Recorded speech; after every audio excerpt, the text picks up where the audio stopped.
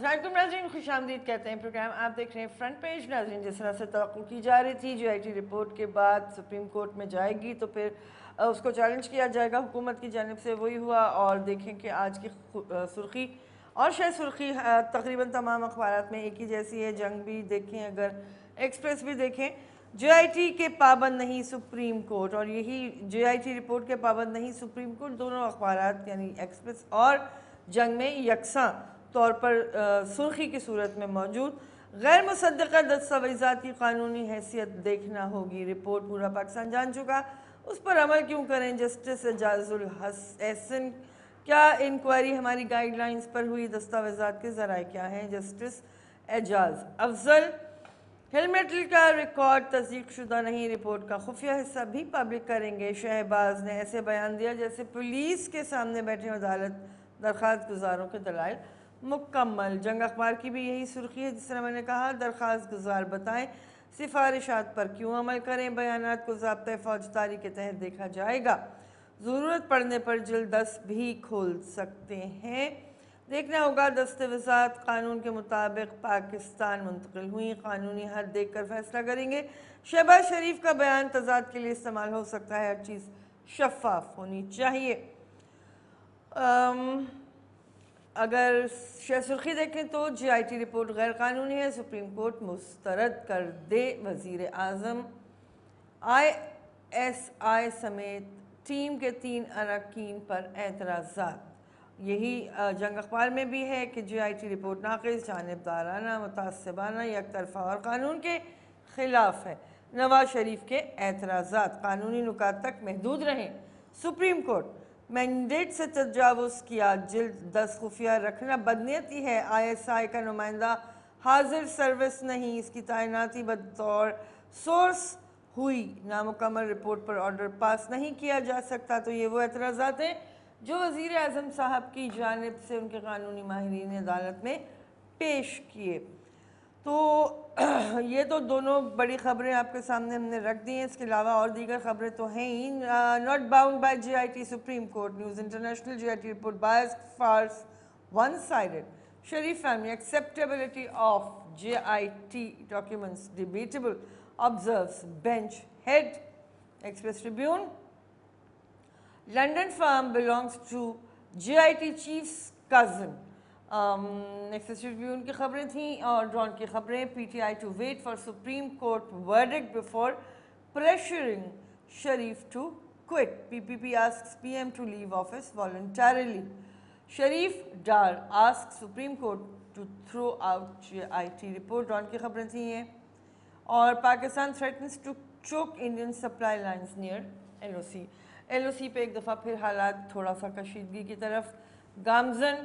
یہ سلسلہ تقریباً 2 سال سے چل رہا ہے، یہ کیسے رکے گا، یہ بھی غور طلب نکات ہیں۔ تو جناب ہمارے ساتھ آج اسٹوڈیو میں ہمیں جو ماہر قانون ہمیں جوائن کر چکے ہیں، اور ان کی بڑی مہربانی ہے، ہمارے ساتھ آتے بات کرتے، جناب ایڈوکیٹ ابراہیم اعظمی صاحب۔ السلام علیکم اعظمی صاحب۔ کل تو سارا وقت اسی بات پر، انہی دو نکات پر سارا دن ٹیلی ویژن سکرینز پر خوب مباحثہ بھی ہوا، اس میں کچھ مبالغہ بھی ہوا۔ میرا جو قانونی طور پہ سوال ہے، ایک آبزرویشن بھی آئی تھی سپریم کورٹ کی جانب سے، انہوں نے کہا تھا کہ ہم پاپولر فیصلہ نہیں کریں گے، آئین اور قانون کی روشنی میں رہتے ہوئے اس کیس کو نمٹائیں گے۔ تو ایک بات یہ ہو گئی۔ دوسری جانب جو اعتراضات اب سامنے آئے ہیں وزیر اعظم کی جانب سے، تو اب اگلا سٹیپ کیا ہوگا؟ اس پہ دیکھیں، اعتراضات تو ہر صورت پہ ہوتے ہی ہیں، ٹھیک ہے، کسی پہ بھی کوئی بھی اعتراض کیا جا سکتا ہے۔ صحیح۔ اب جو بھٹو صاحب کا جو کیس تھا، اس پہ بھی سپریم کورٹ کا فیصلہ تھا، اکثریتی فیصلہ تھا، ٹھیک ہے، متفقاً تھا، اس میں پیپلز پارٹی کو اعتراض ہے۔ ٹھیک ہے۔ تو GIT رپورٹ، GIT کچھ بھی تھی، وہ افسران کچھ بھی تھے، وہ سپریم کورٹ نہیں تھے۔ وہ سپریم کورٹ کی بے شک کنٹینیوٹی تھی، ٹھیک ہے، وہ سپریم کورٹ کا مطلب لنک تھا، لیکن وہ سپریم کورٹ نہیں تھی۔ ہاں۔ تو اب جب 5 ججوں نے فیصلہ کیا تو ان میں 2 نے کہا کہ نواز شریف صاحب صادق اور امین نہیں ہیں، 3 نے کہا کہ ہم کلیئر نہیں ہیں۔ تو ان کے لیے یہ GIT 3 ججز کے لیے کہ ان کا مائنڈ میک اپ ہو کہ وہ ان کا کیا خیال ہے۔ اب GIT کے حوالے سے لوگوں کو یہ اعتراض تھا کہ یہ 17-18 گریڈ یا 19 گریڈ کے افسران ہیں، تو یہ کیا وزیر اعظم جیسی بڑی شخصیت کے حوالے سے یہ کیا مطلب تحقیقات کریں گے. لیکن پاکستان میں ایک نیا رجحان اب یہ سامنے آیا ہے, یہ پازیٹیو تھنگ ہے کہ جتنے بھی 6 کے 6 افسران تھے انہوں نے بغیر کسی خوف کے, بغیر کسی دباؤ کے, انتہائی آزادی سے یہ فیصلہ دیا ہے. بے شک ان کے پیچھے سپریم کورٹ تھی, سپریم کورٹ کی ان کو مورل سپورٹ تھی, سپریم کورٹ کی ان کو پریکٹیکل سپورٹ تھی, فائنینشیل سپورٹ تھی, ہر چیز میں وہ مطلب سپریم کورٹ کو آشیرواد سے, سپریم کورٹ کی رضامندی سے آگے چلتے تھے. لیکن اس کے باوجود بھی اس سے پہلے اگر دیکھا جائے جو طاہر القادری کے لوگوں پہ جو فائرنگ ہوئی تھی اور ایک جج صاحب کی جو بینچ بنی تھی جس پہ طاہر القادری صاحب کو اعتماد نہیں تھا, تو ان جج صاحب نے بھی جو رپورٹ دی وہ بھی طاہر القادری کے حق میں گئی, حکومت کے خلاف گئی. تو اس کا مطلب ہے کہ پاکستان میں یہ پازیٹیو تھنک ہے کہ ججز ہو یا بیوروکریسی ہو, یعنی جو جابرز ہوتے ہیں وہ بھی اب اس طرح نہیں ہیں جیسے پہلے تھے, حکمرانوں کے کہنے پہ نہیں ہیں وہ. تو اس کا مطلب ہے کہ اب یہ جو سلسلہ ہے وہ مزید کچھ عرصے آگے بڑھے گا. لیکن یہ بات طے ہے کہ جی کا جانا ٹھہر گیا ہے, جی کا جانا ٹھہر گیا ہے, آج گیا ہے یا کل گیا ہے. تو مطلب زیادہ عرصے بچنا ممکن نہیں ہے. آپ تمام دانشوروں کی باتیں چھوڑ دیں, ججز کی جو آبزرویشن ہے اس کو چھوڑ دیں, قانونی ماہرین کو چھوڑ دیں, صرف ایک شخص کی بات دیکھ لیں, وہ ہیں چودھری نثار. وہ 32 سال سے نواز شریف کے ساتھ تھے. پچھلے 85 سے لے کر ہونے والے 8 انتخابات میں وہ ہر دفعہ کامیاب رہے ہیں. وہ پاکستان کے انتہائی تجربے کار سیاستدان ہیں, تمام معاملات کو سمجھتے ہیں, وہ اسٹیبلشمنٹ کو بھی سمجھتے ہیں. انہوں نے نواز شریف سے کہا ہے کہ اب آپ کو کوئی معجزہ ہی بچا سکتا ہے. تو اب ہم معجزے کا انتظار کر رہے ہیں, دیکھتے ہیں کہ اب یہ سپریم کورٹ کب تک فیصلہ کرتی. ٹھیک ہے, لیکن آپ کیا دیکھ رہے ہیں کتنے ہیئرنگز مزید ہو سکتی ہیں؟ دھول پکڑے گا معاملہ سمیٹ دیا جائے گا؟ یہ جولائی کے اینڈ تک ہو جانا چاہیے. یہ زیادہ سے زیادہ اگر کوئی بات آتی ہے تو یہ 14 اگست سے پہلے یہ معاملہ ہو جائے گا. اب سیاسی معاملہ یہ ہے کہ عمران خان چاہتے ہیں کہ فوراً نواز شریف جائیں اور الیکشن ہو جائیں اکتوبر نومبر تک, اس لیے کہ اس وقت عمران خان کی پاپولیرٹی اپنے عروج پہ ہے. وہ اگر الیکشن ہوتے ہیں تو وہ بالکل آسانی کے ساتھ سمپل میجورٹی لے لیں گے. اگر مسلم لیگ اپنی ٹرم پوری کرتی ہے, 6-7 مہینے اور گزارتی ہے, تو پھر عمران خان کے لیے مشکلات ہوں گی.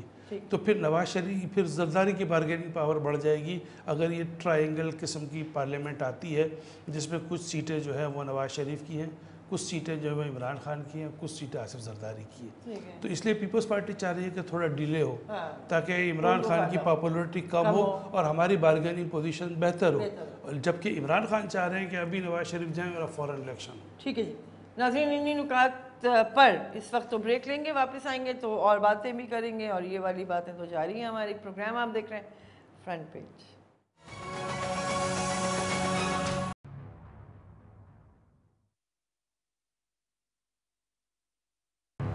خوش آمدید کہتے ہیں, پروگرام آپ دیکھ رہے ہیں front page. G I T کے خلاف اسحاق ڈار کی 229 صفحات پر مشتمل جوابی چارج شیٹ.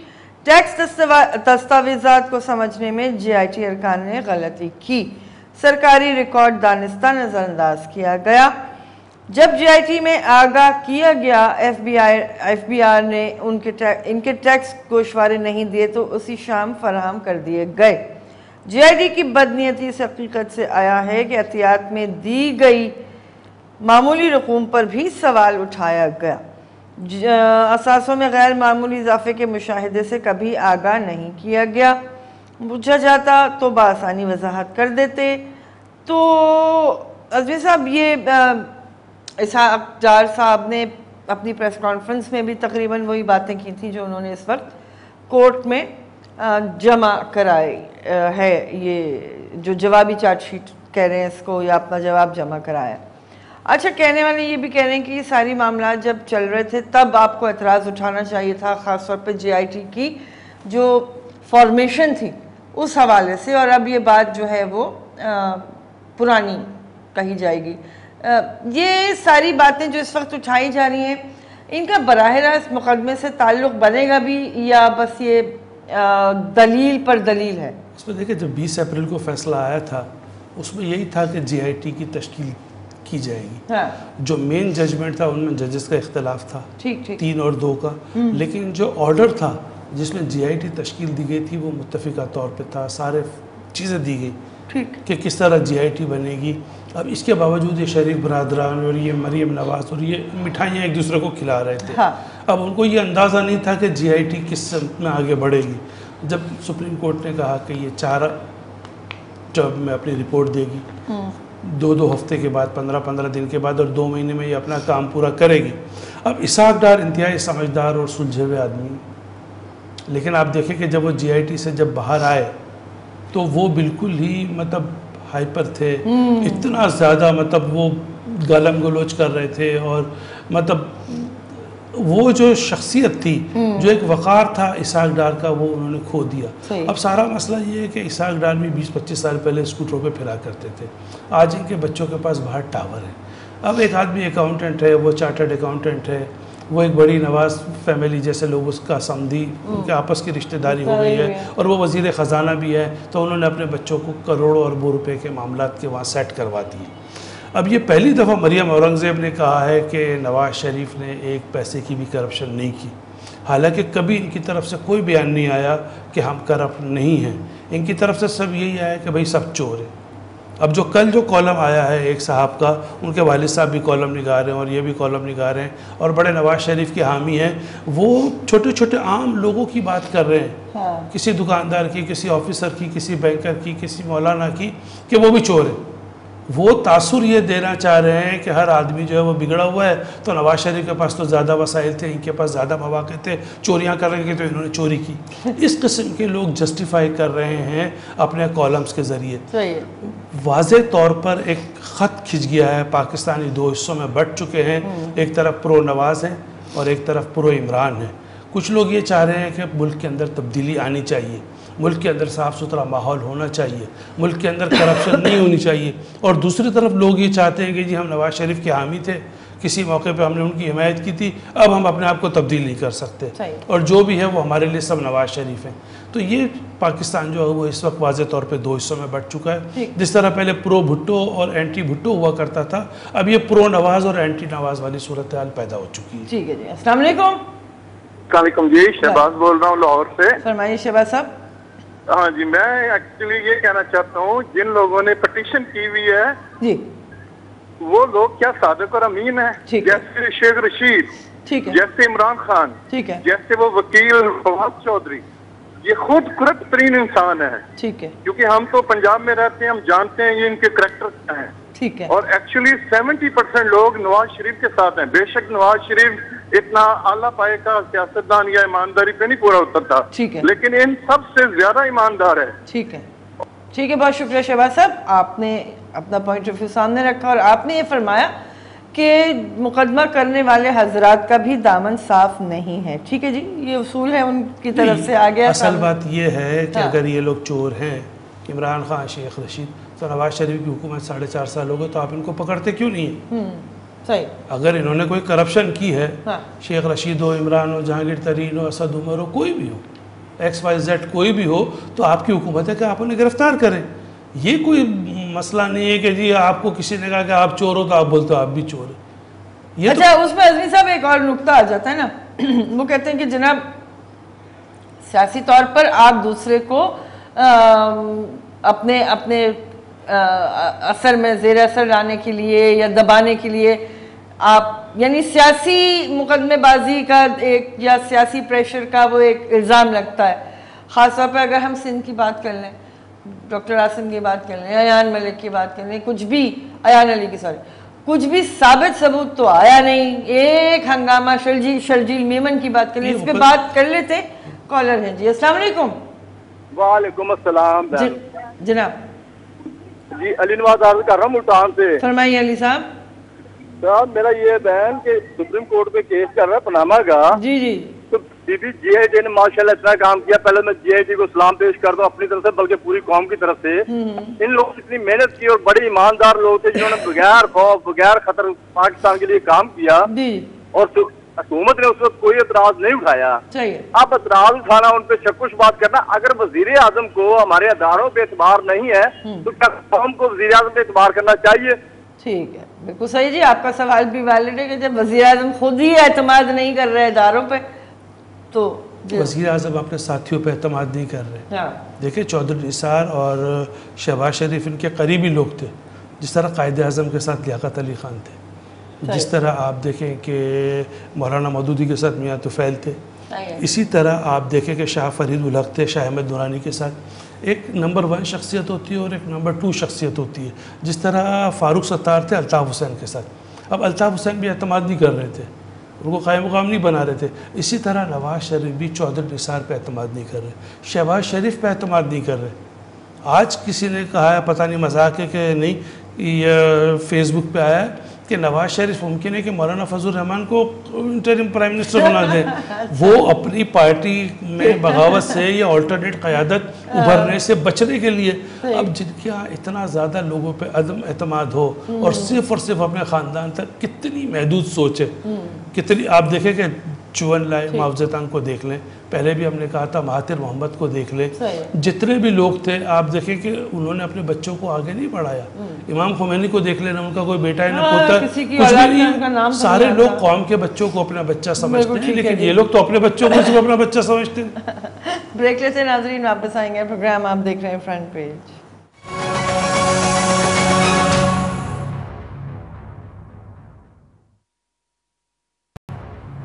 ناظرین خوش آمدید کہیں گے. پروگرام آپ دیکھ رہے ہیں فرنٹ پیج. ناظرین جی آئی ٹی کے حوالے سے اور بیانات کے حوالے سے تو ہم نے کافی بات کی، لیکن اب ہم تھوڑی سی اگر بات کریں بھارت اور پاکستان کے باہمی تعلقات، جو ایل او سی کی حد تک ہم دیکھ رہے ہیں کہ کشیدہ ہوتے جا رہے ہیں. اشتعال انگیزی نہ رکی تو سخت جواب دیں گے پاک فوج. بھارت کو 2 ٹوک پیغام.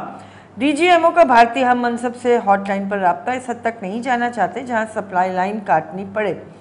Major general Sahir Shamshad.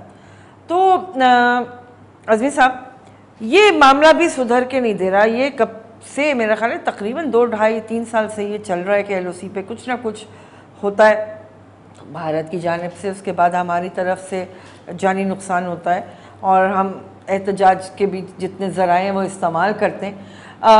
اس وقت بھارت کو کیا ضرورت ہے اس کشیدگی کو قائم رکھنے میں؟ اس میں یہ پچھلے 2-4 سال سے نہیں بلکہ 70 سال سے سلسلہ ہے. آج جو ایل او سی ہے وہ پہلے جنگ بندی لائن کہلاتی تھی، پھر اس کو ذرا ایل او سی کا نام دیا گیا لائن آف کنٹرول. تو جہاں بھی 2 ملکوں کی سرحدوں کا معاملہ آتا ہے، اب جیسے چین اور بھارت کے درمیان بھی سرحدی تنازع ہے، ایران اور عراق کے درمیان ہے، سعودی عرب اور قطر کے درمیان ہے، تو جہاں بھی 2 ملکوں کی آپس میں بارڈر ملتی ہے وہاں کوئی نہ کوئی تنازع ہوتا ہے. اور دونوں طرف ایسے لوگ رہتے ہیں کہ جو کسی دور میں ایک ہی ملک ہوا کرتا تھا، ایک ہی دور ہوتا ہوگا 50-100-200 سال پہلے، تو وہ ایک جیسے لوگ ہوتے ہیں، ان کا آنا جانا رک جاتا ہے. تو یہ ہر جگہ سلسلہ ہے. اب انڈیا یہ چاہتا ہے، انڈیا نے اب یہ بات طے کر لی ہے کہ وہ پاکستان کو ختم نہیں کر سکتا. اب چونکہ دونوں ایٹمی قوتیں ہیں تو وہ یہ چاہتا ہے کہ پاکستان کو آہستہ آہستہ کمزور کیا جائے. وہ کوئٹہ میں آ رہے ہیں افغانستان کے تھرو. اس کے باوجود اب ان کی بے شرمی اور ڈھٹائی دیکھیں کہ وہ پاکستان سے کہہ رہے ہیں کہ ہمیں تجارت کرنی ہے، ہمیں افغانستان کا روٹ کھولا جائے. تو یہ نواز شریف نے اس پہ اچھا اسٹینڈ لیا کہ جب تک کشمیر کا مسئلہ حل نہیں ہوگا ہم پاکستان کو پاک افغان بارڈر ہے وہ تجارت کے لیے استعمال نہیں کرنے دیں گے. تو یہ سلسلہ جاری رہے گا. یہ اس کو سمجھے گا یہ ہلکی ملک پھلکی موسیقی ہے. یہ ہم جو ہے وہ کم از کم 3-4 جنگ ایک دوسرے سے لڑ چکے ہیں. اب یہ کارگل کے بعد یہ آخری لڑائی تھی. پچھلے 15-20 سال سے کوئی بڑی لڑائی ہوئی نہیں ہے. تو یہ چھوٹی موٹا سلسلہ جو ہے وہ جاری رہے گا. یہ جب تک سرحدیں ہیں، جب تک کشمیر کا مسئلہ حل نہیں ہوتا، جب تک آپ باہمی مل کے محبت سے نہیں رہتے، یہ سلسلہ جاری رہے گا. کبھی وہ ہمارے لوگوں کو مار دیں گے. اب انہوں نے دیکھے 4 فوجیوں کو شہید کر دیا جو گاڑی میں جا رہے تھے. تو اسی طرح پاکستان کی طرف سے بھی کوئی نہ کوئی ان کی طرف سے ہٹ ہوتا ہوگا. وہ پاکستانی میڈیا میں بدقسمتی سے رپورٹ نہیں ہوتا، تو وہ ان کے یہاں رپورٹ ہوتا ہے. جو ہماری کیجولیٹیز ہوتی ہے وہ ہمارے یہاں رپورٹ ہوتی ہے. صحیح ہے. السلام علیکم. السلام علیکم بی بی. وعلیکم السلام. میڈم بہت اچھا آپ نے تجزیہ کیا. اس سے پہلے اگرچہ آپ کا آج کوئی مخصوص موضوع تو نہیں ہے جی جی، لیکن آپ پانام بھائی میں بات کر رہے تھے. میرے معزز دوست وکیل جو ہے مائی لرنڈ فرینڈ، میں یہ پوچھتا ہوں کہ ڈیسینڈنگ نوٹ جب آتا ہے اس کو جوڈیشری کی تاریخ میں کیا اس فیصلے کو بہترین فیصلہ کہا جاتا ہے، یا اگر کنسنسس نوٹ آ جائے؟ ذوالفقار علی بھٹو صاحب کا انہوں نے آج تک تو ذوالفقار علی جب جو بھی قانون کے طالب علم ہے وہ ڈیسینڈنگ نوٹ کے اوپر، اس کے اوپر جو دوراب پٹیل صاحب نے یا جج صاحب نے جو اختلاف کیا تھا اس کو تو ہم فیصلے کا حصہ کبھی مانتے نہیں ہیں. لیکن JIT میں جو 2 ججز نے فیصلہ کیا ہے اور کنسنسس جو فیصلہ میجورٹی ڈیسیژن جو آیا ہے ہم اس کو تو اگنور کر دیتے ہیں. اور جب بھی ہم بات کرتے ہیں ہمارے معزز وکلاء جب بھی بات کرتے ہیں 2 ججز نے فیصلہ, بھائی اختلافی نوٹ دیا ہے انہوں نے. آپ جب بھی بات کریں میں ان سے یہ پوچھتا ہوں کیا قانون جو ہے وہ میجورٹی فیصلے کے اوپر جو ہے وہ بحث کرتی ہے, اور ان 2 ججوں کا جو ڈیسینڈنگ نوٹ ہوتا ہے اس کی کیا اہمیت ہوتی ہے. دوسری بات ایک آفتاب باجوہ صاحب نے کل کہی کہ مورالٹی کے اوپر, اخلاقیات کے اوپر وزیر اعظم کو استعفیٰ دے دینا. I too agree with you, لیکن مجھے یہ بتائیں مورل ویلیوز آپ نے ہماری جو لیگل فرٹرنیٹی ہے یا جو ہماری سول سوسائٹی ہے ہم نے اپنے پولیٹیکل کلچر میں مورل ویلیوز جو ہے کیا اس کو اسٹیبلش کیا ہے. 56 وکیل جو ہے 67 وکیل کوئٹہ کے اندر جو ہے وہ شہید کر دیے گئے. کیا کسی نے کوئی اخلاقی طور کے اوپر استعفیٰ دیا؟ آرمی پبلک اسکول کے اوپر جو ہے وہ وہاں حملہ ہوا, وہاں پر بچے شہید ہوئے, کسی نے اخلاقی طور کے اوپر استعفیٰ دیا؟ نہیں. بالکل صحیح ہے جی, یہ بھی معاملات ہیں اور یہ خاصے سنجیدہ معاملات ہیں. تو ان کا جو ٹیکنیکی پوائنٹ ہے میں خود بھی جاننا چاہوں گی کہ واقعی بات تو صحیح ہے, لیکن اس میں اگر آپ کی اجازت ہو تو بہرحال سپریم کورٹ تو اب حتمی فیصلہ کرے گی, وہ تو ایک انٹرم ظاہر ہے کہ اس کے نتیجے میں پھر وہ سارا یہ JIT تشکیل ہوئی تھی.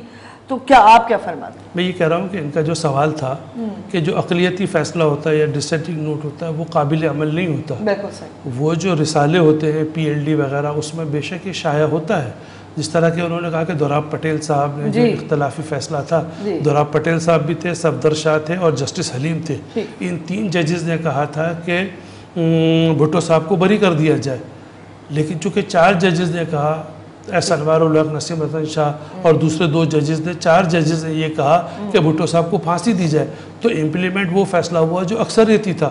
اسی طرح 3 ججز نے کہا کہ نہیں نواز شریف کے بارے میں ابھی ہم طے نہیں کر سکے کہ وہ کرپٹ ہیں کہ نہیں.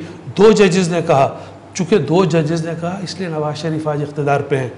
اگر یہ 3 ججز کہتے تو نواز شریف کی سیٹ بھی ختم ہو جاتی, تو وہ امپلیمنٹ بے شک نہیں ہوتا, لیکن وہ قانونی رسالوں میں پڑھا جاتا ہے. آخر میں پھر یہ نوٹ لکھا جاتا ہے کہ اس عدالت کا فیصلہ کیا ہے. سب ججز کی اپنی اپنی رائے ہوتی ہے, کسی کا 80 پیج کا صفحہ, کسی کا 200 صفحات کا, وہ سارے رسالوں میں شائع ہوتے ہیں. ایک تاریخ کا ریکارڈ ہوتا ہے, اور یہ جو رسالے شائع ہوتے ہیں ان کو گزٹ آف پاکستان کی حیثیت حاصل ہوتی ہے. جو بھی عدالتی فیصلے ہوتے ہیں اعلیٰ عدالتوں کے, ہائی کورٹ, سپریم کورٹ اور فیڈرل شریعت کورٹ کے, ان کی حیثیت گزٹ آف پاکستان کی ہوتی ہے. تو یہ امپلیمنٹ وہ فیصلہ ہوتا ہے, آخر میں لکھا ہوتا ہے کہ آرڈر آف دی کورٹ یہ ہے کہ یہ چونکہ اقلیتی فیصلہ ہے لہٰذا امپلیمنٹ وہ فیصلہ ہوگا جو اکثریتی ہوگا. اچھا, اس میں ایک اور میں آپ سے سوال کرنا چاہ رہی ہوں کیونکہ ہم پھر واپس اسی پہ آ گئے پناما کیس پہ. سوچا مطلب کچھ کہا جا رہا تھا, کچھ حلقوں میں یہ بات ہو رہی تھی کہ ہو سکتا ہے حکومت کی جانب سے مطالبہ بھی سامنے آئے کہ اس بینچ کو تبدیل کیا جائے یا لارجر بینچ جو ہے وہ اب اس پورے معاملے کی ہیئرنگ کرے, لیکن ایسی ہمیں کوئی بات نظر نہیں. یہ ہو سکتا ہے, اس میں ایک تھوڑی سی ہرڈل یہ ہے کہ اس بینچ کو chief justice of Pakistan head نہیں کر رہے.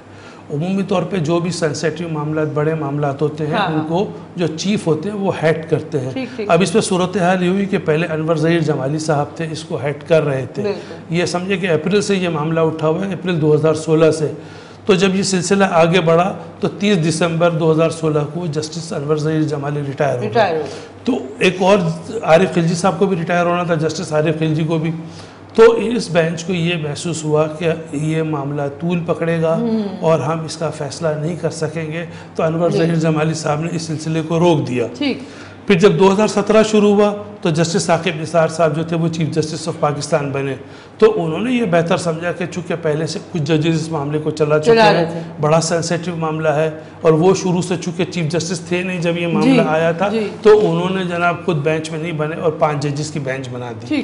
لیکن چونکہ اتنا تفصیلی یہ معاملہ حل ہو چکا ہے, 1.25 سال سے پوری قوم کو ایک کام کے پیچھے لگایا ہوا ہے, اور وہ کام ہے کہ جو پاکستانی نے کسی نے نہیں کیا.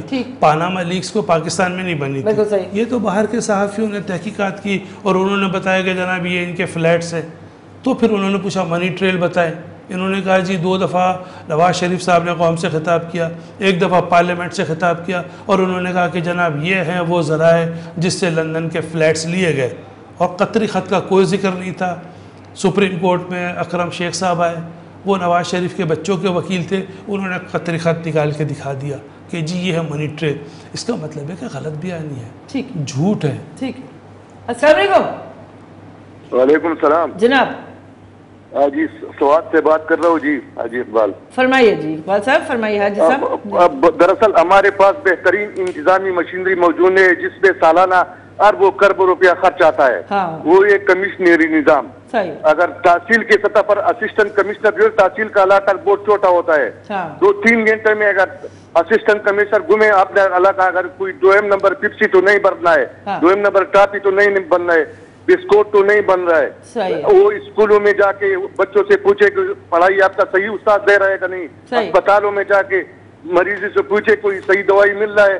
تو دوسرا نمبر, اگر ذوالفقار علی بھٹو نے لوگوں سے کارخانے لے کر اور قومیائی کر دیا تو یہ جو ہمارے بیرون ملک پہ پیسے پڑے, یہ غیر ضروری پیسے پڑے ہوئے. ٹھیک ہے, بہت شکریہ جناب, آپ کی بات پہ تبصرہ کریں گے لیکن بریک لیں گے, واپس آئیں گے. پروگرام آپ دیکھ رہے ہیں فرنٹ پیج.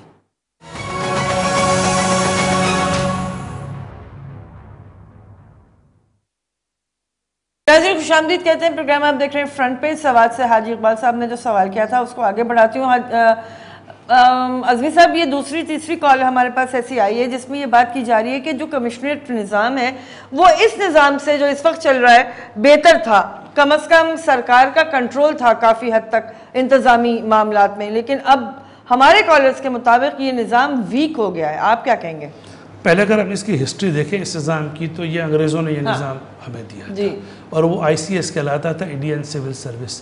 اور ICS انتہائی قابل لوگوں کو لیا جاتا تھا. زیادہ تر انگریز باہر سے آتے تھے اور انتہائی قابل لوگ جو ہوتے تھے وہ بھی اس میں ہوتے تھے.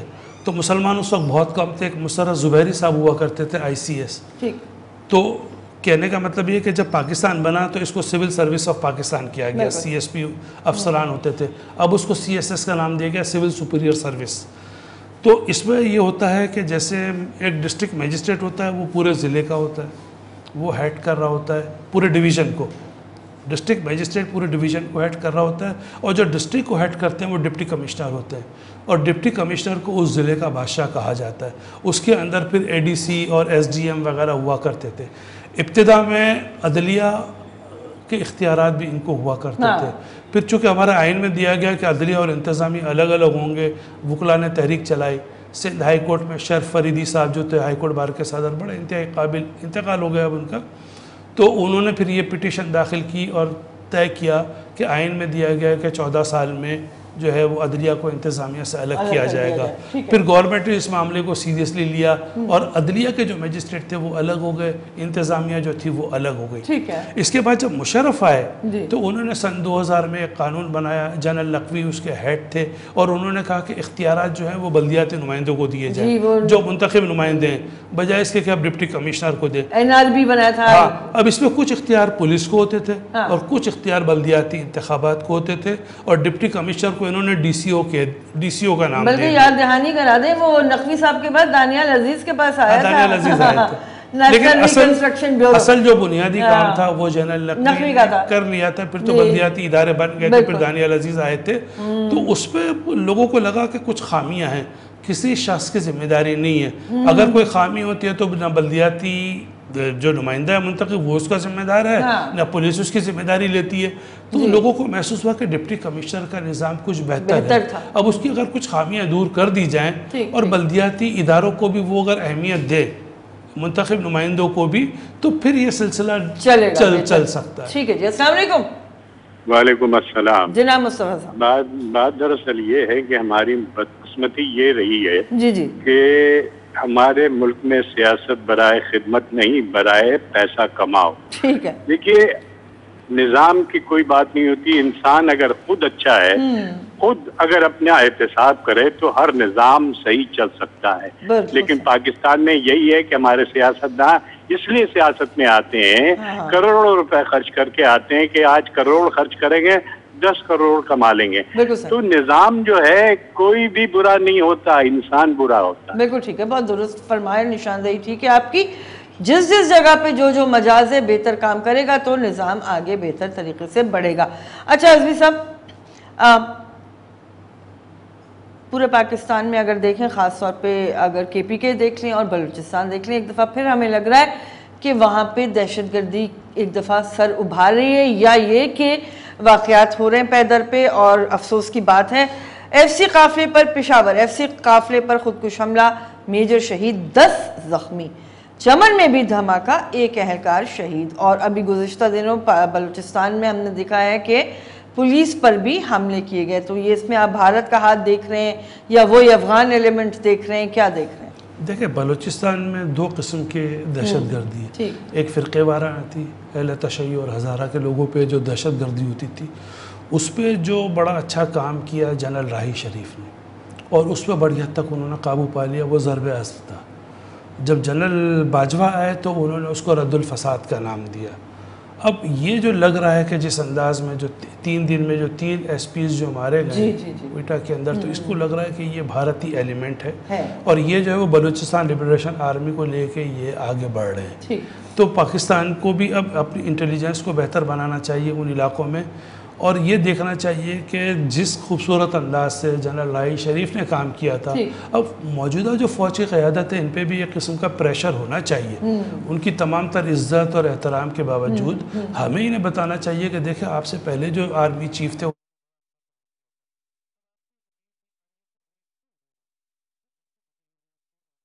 ISI کو اپنی انٹیلیجنس کو مزید بہتر بنانا چاہیے، اور ان کو مزید سیکورٹی دینی چاہیے. اگر آپ کے بڑے افسران ہیں اور وہ ایسی پروجیکٹ پہ یا ایسے لوگوں پہ کام کر رہے ہیں کہ ان کو جو لبریشن، جو آزادی کے نام پہ جو بلوچ نوجوانوں کو ورغلا رہے ہیں، ان کو وہ پکڑ رہے ہیں، تو ان کی سیکورٹی مزید زیادہ بہتر ہونی چاہیے، انٹیلیجنس کا نظام بہتر ہونا چاہیے، اور آپ ان پہ بھی کاؤنٹر اٹیک کریں، بجائے اس کے کہ وہ آپ کے لوگوں کو مار جائیں. اگر آپ کو پتہ چل رہا ہے تو آپ کو بھی ایک لبرٹی ہے، ایک آزادی ہوتی ہے. اگر آپ کو لگتا ہے تو اس میں اگر آپ کو اگر ضرورت پڑ رہی ہے out of court, out of way جا کے پاکستان کے دشمنوں کو نیست و نابود کرنے کی، تو وہ بھی کرنا چاہیے. ٹھیک ہے. اور آپ اس میں دیکھ رہے ہیں یہ ایلیمنٹ بھارت کا، یہ ایلیمنٹ بھارت کا ہی ہے. فرقے وارانہ فساد پہ تو بڑی حد تک قابو پا لیا، اب ایسا کوئی اتنا بڑا مسئلہ نہیں ہے. ٹھیک ہے جی. تو ناظرین، یہ ساری باتیں ہمارے سامنے ہیں اور کالر بھی ہیں، ان سے بات کرتے ہیں. السلام علیکم. السلام علیکم میڈم. وعلیکم السلام جناب علی. میڈم میں گزارش یہ کرنا چاہتا ہوں، ایک تو میرا یہ سوال ہے چھوٹا سا کہ یہ کیوں نہ اچھا ہو کہ یہ 4 سال کے لیے مدت ہو جائے، اور دوسری میں یہ گزارش کرنا ہوں کہ جتنے بھی ہمارے ٹیلی ویژن ہیں، جتنے بھی اینکر ہیں، سب لوگ سیاستدانوں کو بولتے ہیں ہم کتنا برا ہے. ہم کوئی بھی جو عوام کے لیے بھی کوئی پروگرام بنائے بھی تم بھی غلط ہو. یہ ووٹ ڈالتے ہیں ہمارا لائسنس بن جائے، ہمارا آدمی چھوٹ جائے، ہمارا یہ کوئی کام ہو جائے. وطن کے لیے ووٹ کوئی آدمی نہیں دیتا ہے. ٹھیک ہے جناب، بالکل صحیح. آپ بھی کہہ رہے ہیں کہ وہ اپنے ذاتی مفاد کے لیے پھر غلط سلط لوگوں کو منتخب کرتے ہیں، اس کے بعد وہ ہمارے سروں پہ مسلط رہتے ہیں. وہ تو ہم کہہ چکے ہیں کئی دفعہ کہ دودھ کی رکھوالی کے لیے بلے کو آپ منتخب کرتے ہو تو بلہ آپ کا دودھ پی جاتا ہے، آپ کے بچے کمزور رہ جاتے ہیں، ان کو وسائل ملتے نہیں ہیں، پھر آپ روتے ہو. بالکل صحیح ہے. اچھا، خوشی شاہ صاحب نے بارہا یہ والی تجویز دی ہے ویسے کہ مدت جو ہے وہ حکومت کی کم کر کے 4 سال کر دی جائے، لیکن دوسری طرف الیکشن کمیشن مسلسل نشاندہی کر رہا ہے کہ آپ انتخابی اصلاحات کر لیں ورنہ مشکلات ہوں گی. انتخابی اصلاحات پہ پچھلے 1 سال سے کوئی کام نہیں ہوا. نہیں کر رہے نا نواز شریف کی، اور یہ توجہ ان کی پرائرٹیز ہی نہیں ہے. ان کا یہ ہے کہ ہم دھاندلی کر کے آ جائیں.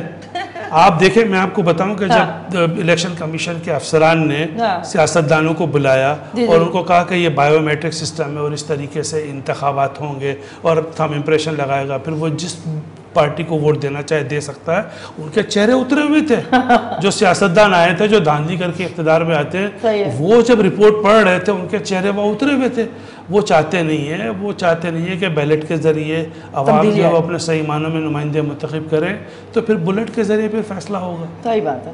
اچھا، بالکل آخری منٹ ہے لیکن تھوڑی سی نشاندہی کرنا چاہوں گی کہ آج کل بچوں کی چھٹیاں ہیں. بہت سارے پاکستانی حضرات جو ہیں وہ ناردرن ایریاز میں، شمالی علاقہ جات میں گئے میں چھٹیاں گزارنے، اور اس کے نتیجے میں بہت زیادہ حادثات کی خبریں آ رہی ہیں. چترال جیپ دریا میں گر گئی، 7 مسافر ڈوب گئے، 9 کو بچا لیا گیا. ظاہر ہے وہ دشوار گزار راستے ہیں، مشکل ہے. تو اس پہ بھی تھوڑی سی اگر بالکل آخری 2-4 سیکنڈ میں ہم بات کر لیں تو اس میں ایسا ہے کہ کچھ احتیاطی تدابیر کی گئی ہیں، جیسے کہ 2 اتنا چھوٹا راستہ ہوتا ہے کہ ایک طرف پہاڑ ہوتا ہے اور ایک طرف کھائی ہوتی ہے. وہ تو ماہر ڈرائیور ہوتے ہیں, وہ چلا لیتے ہیں, ورنہ جو کالام وغیرہ کا جو راستہ ہے لوگ آنکھیں بند کر لیتے ہیں. صحیح بات. اور اب والد صاحب ہمیں لے کے گئے تھے جب ہم چھوٹے تھے, اور پوری فیملی کو لے کے گئے تھے کالام کی طرف, تو لوگوں نے منع کیا تھا کہ بڑا خطرناک علاقہ ہے. یہ جو خاقان عباسی ہیں, ان کے شاہد خاقان کے والد خاقان جو تھے, وہ 2 بسیں ٹکرا جاتی تھی, ایک اس طرف سے آ رہی, ایک اس طرف سے, راستہ کم تھا, تو انہوں نے یہ کیا کہ آئینے لگا دیے, تو اس طرف کے ڈرائیور کو وہ آنے والی بس نظر آ جاتی تھی وہاں, تو اس طرح حادثات میں بڑی کمی واقع ہوئی. تو اس طرح اگر احتیاطی تدابیر کی جائیں, ڈرائیور محتاط رہیں, تو حادثات ختم تو کبھی نہیں ہوں گے, حادثات کم ہو سکتے ہیں. بالکل ٹھیک ہے.